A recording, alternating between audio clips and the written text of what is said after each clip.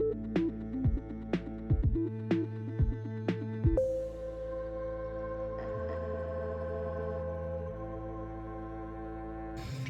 guys, and welcome back to Release the Craftin. Priscilla here with another tarot deck unboxing, and this time I'm really excited. We're unboxing the Buffy the Vampire Slayer tarot deck and guidebook. I am super stoked. I've only seen these cards so far, so I am like insanely excited to get in here. I've had these for a couple of days now. I've just been sitting on it, waiting for the right time to open it, and now is the time or I will explode.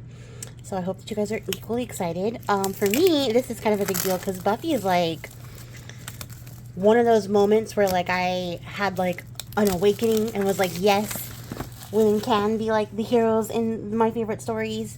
You know, like Xena was the first one, and now we have Buffy. It was just like a trend of heroes in the 90s and 2000s that just got progressively better. So I feel like this is a special moment for me. I'm very excited to add this to my collection just for the nostalgia and the love alone that I have for this. It was very formative, this series was.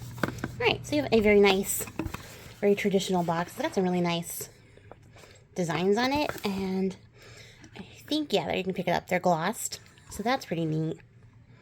Oh, there is the author and the artist. So yes, a very cool box indeed. Like, the box art alone is enough to make this a win, honestly, because I just love this image. Super excited. We have a ribbon to flip this out. Thank goodness. We have this unnecessary box filler, which I do not love, but I will not be as mad about, because we have a full color guidebook. And I love that. You know, that is like my favorite thing. Being able to see the cards in their entirety, because it means you can just take the book and take that to go and not have to carry the cards around to reference if you're just trying to study. So I really do like that. And so again, the cards, they are standard tarot card size. This box filler doesn't make me nearly as mad as the last one did, because it was just the L shape, and that's unnecessary. This one's more of like a snuggly blanket of protection, so I'll let it go. But I do like it. It's a very nice box, so it'll probably stay in this box. And the guidebook is a very nice chunky size. So, you guys excited? I'm excited. Let's get down to viewing size. Whoop, whoop, whoop, whoop, whoop, whoop, whoop. So I'm going to try to keep this fast and not talk about everything or just stand and stare at all my cards. I don't know. I feel like I should be able to do these faster by now, but... Oh, okay, so starting off the bat, we have the King of Pentacles. And it's Dracula. It's very interesting. It's not the King. It's the 10. Why can't I read, guys? Why can't I read? This is the 9 of Pentacles. And it looks like Anya.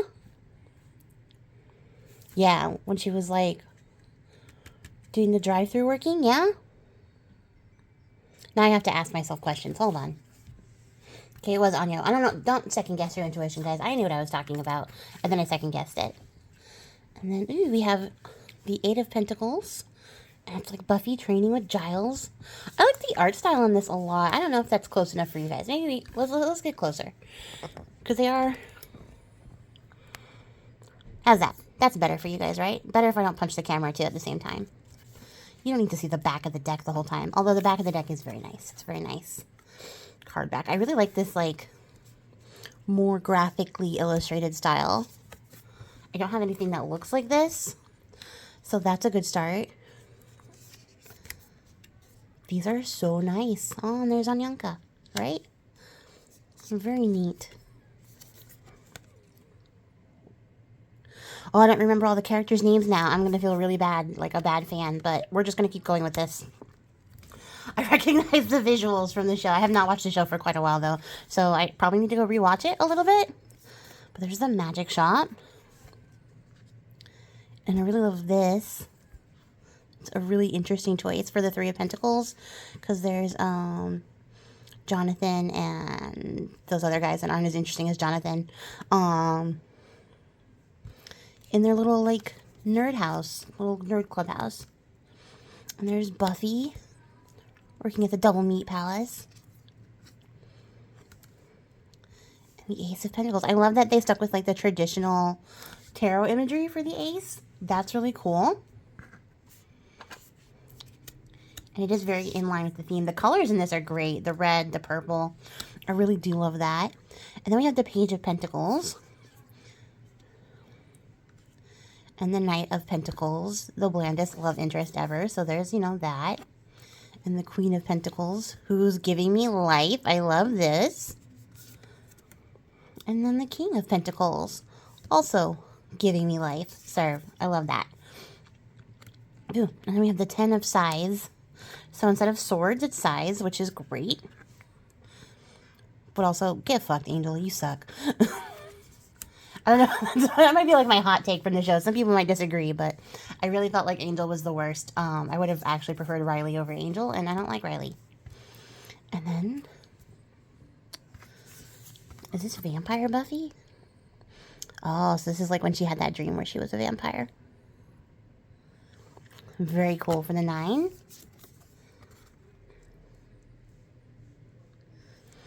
We have the 8.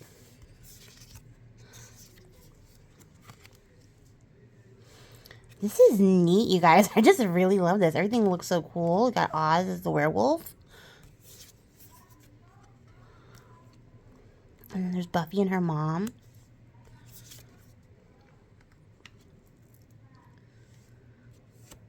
Very, very neat. They pulled some really interesting stuff to tell the story of this. I wish, I checked the guidebook to see, I wish it said more about, like the show, like when you get into the individual cards, it gives you the meaning, and then like sometimes it'll say who's there, but then other times it doesn't, because that's what happened when I went to go look for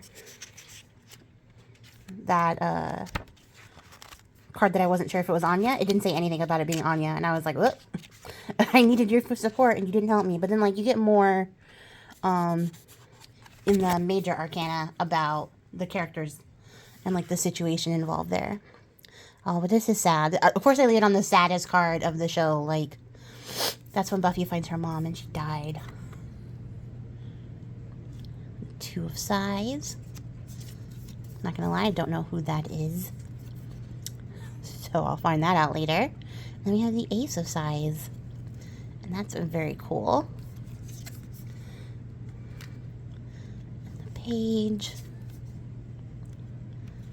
Oh, and Glory. Okay. Alright. Glory was like one of my favorite villains, you guys. What was your favorite Buffy villain? Not her. She sucked. She was the worst. And the King of Scythes. Also a fun little cast of characters for the king. Since I don't have that much to think about because the cards are telling the story for me. And then we have the chalices. So for cups, it's chalices. That works perfect. Ooh, okay, this is like from the Demon from the Musical episode. Love that. And when we get to it, I'll tell you guys the card that made me go, oh, I have to have this deck. Like, there's no way I can escape without this. So I'll show you that when we get to it. I'm so excited. These cards are a good weight. I keep picking them up thinking I have 2, and it's just 1. So the cardstock on this is really nice. Oh, man. That's when, like, Giles, like, the adults were all cursed to think that they were teens again, and Giles and Buffy's mom, like, hooked up. There's Buffy waiting tables. Chalices. That's the 4. And then the 3, we have the Scooby Gang. That's a really great 3 of Cups, like, representation. Oh, and then for the 2, we've got Faith and Buffy working together before her sudden and inevitable betrayal. And then the Ace of Chalices. Yeah, I just love these. These cards are so, like, visually appealing to me. They make me very happy. There's the Page of Chalices. Also, the way that they ordered these is very interesting, starting out with the 10s. But I guess I'm starting from the back, too. So it goes from, like, the kings down to the ace and then up. Still an interesting arrangement. The Knight of Chalices. The Queen of Chalices. And the king. It's Giles. At the magic shop. Ooh, okay. And then for wands, we have stakes, which is very on brand for Buffy. And there's Spike, finally. Ooh, okay. And the 8 of Wands is all the Slayers coming together. Love that. It's giving like Avengers, but before Avengers did it. And there is the 7. And the 6 is the little practice dummy. That's very appropriate. I love that. It's 5. Oh, I love the stake inside of the Sunnydale sign. That's fantastic. Ooh, and then we have Vampire Willow. Whose bisexual awakening was Vampire Willow? Like, be honest in the comments. I won't drag you, I promise. Because I get it. And then the 2. There's Buffy. Getting all of her gear. And the Ace of Stakes. Which is very great. And now we're in the pages. Is that Harmony? I think it is. I think it is. I love that.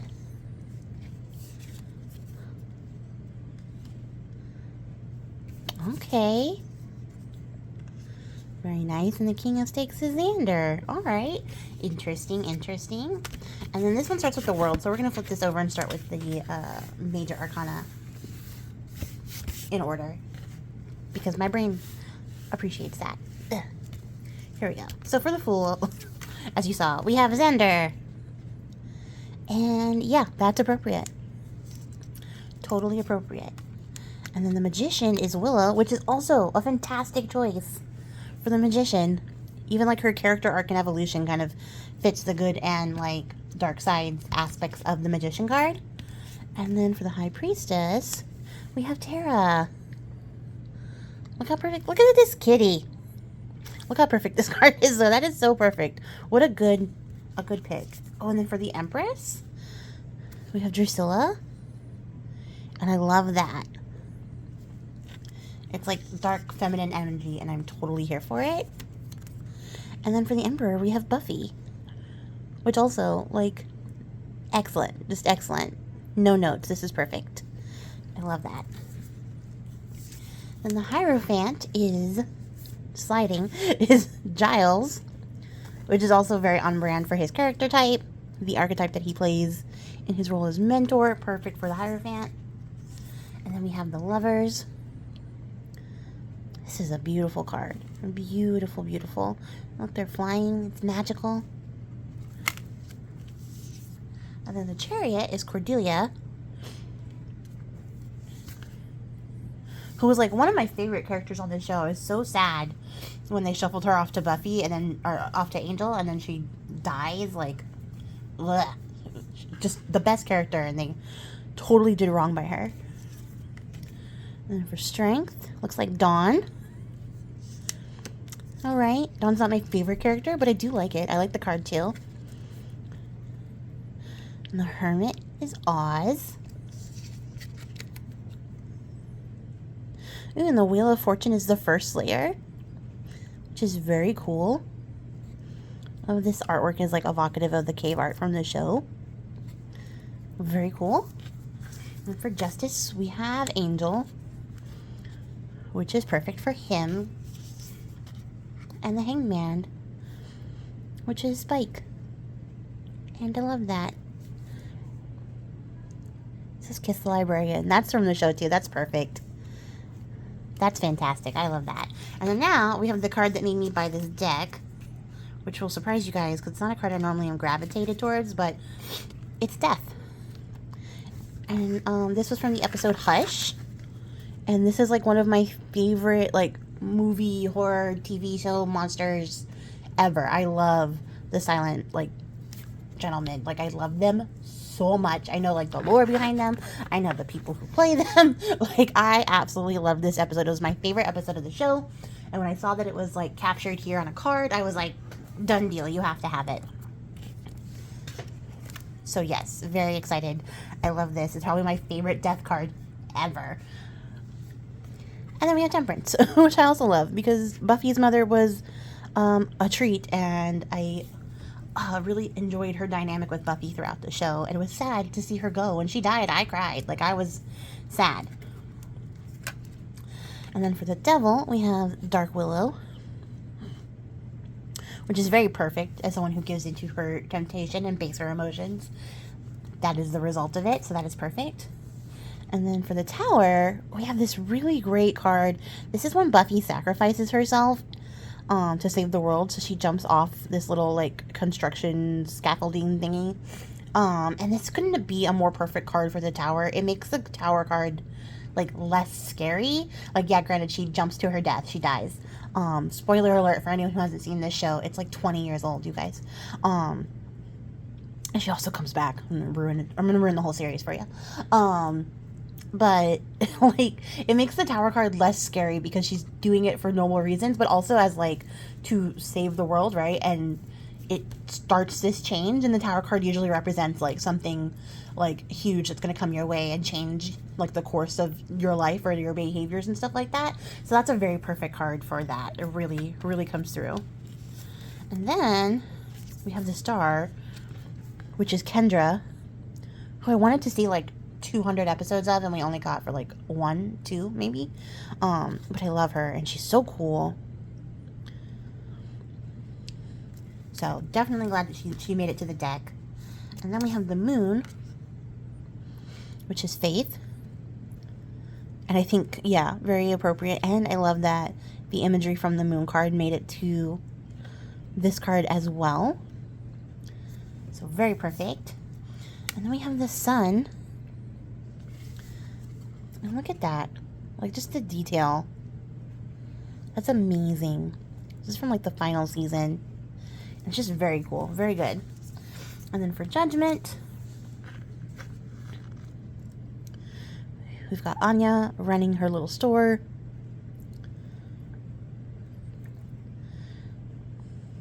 It's very nice. It's a very cool pick, too. Because she is a little bit judgy in the show, so I think that works. And then the last card we have is the World card. And this looks like from the costume episode where everyone becomes the costumes that they're dressed as for Halloween. And Buffy becomes like a fancy Southern lady. Or Victorian lady. I don't remember what her accent was. It was bad. I remember that. Which is a very interesting pick for the World card, but I think very appropriate for that card as well. So yeah, that's the Buffy the Vampire Slayer tarot deck, and I love it. I'm super excited to use it, and I think I would be remiss without saying anything about the whole Joss Whedon controversy as well. I don't support Joss Whedon, and I've seen so many things about how awful he was to the people who worked with him and on the show, and how he would purposely, like, mess with people's character arcs because he didn't like the actor, or he didn't like that they were popular. He had this weird, like, thing where, like, Xander was his self-insert character, and anytime they didn't work well with Xander, he made Xander be awful to them. It's just sort of one of those things where, like, everybody's character suffered because of how Joss Whedon felt, and then he was just horrible to the people involved in the process, and that continued on a lot of his different properties. So we don't support Joss Whedon on this thing, but I'm not going to ignore the fact that this show carried me through elementary, middle, and into high school. This was a big formative ages. I wanted to be Buffy so bad, and when I realized that I was probably not a Buffy, and I was probably more of a Willow, I wanted to be Willow even harder. So, like, yeah. Especially when she went evil. I wanted to be Dark Willow so bad, you guys don't even know. Vampire Willow or Dark Willow, like, either one would have worked. But yeah, I love this show so much, and I think it's really shitty when creators are shitty people, and then they ruin the things that become like core memories for people and are like developmental cornerstones. It really sucks, and then you have to decide if you're comfortable with like death of the author, or if you're gonna have to just give up the project entirely. In this situation, I feel very comfortable giving up death of the author because I can recognize that Buffy was not the sole work of one person. And it continues to this day in comic format, not supported by him like creatively.